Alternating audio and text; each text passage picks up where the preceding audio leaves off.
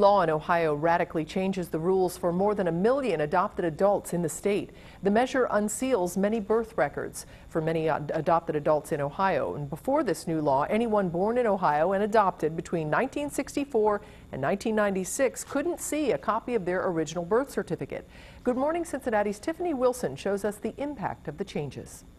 A lifetime of family photos seem to line these shelves.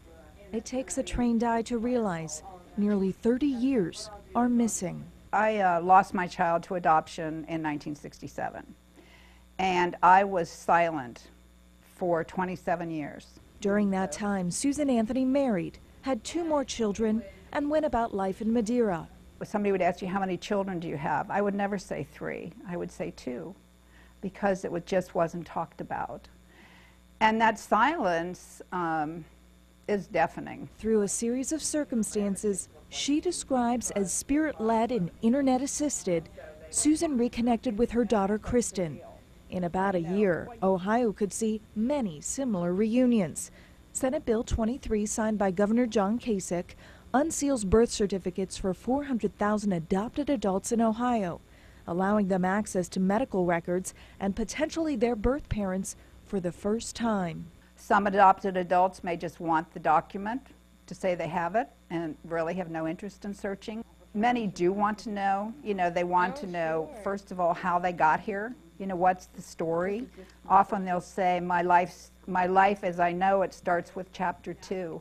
But for some birth parents, chapter 1 may be difficult to share. One of the mistakes I think that are commonly made in a reunion situation is that the birth parent has not dealt with their own issues from the past, their own feelings of loss, their feelings of grief, their feelings of shame, depending on the era, and that those feelings get brought into the present.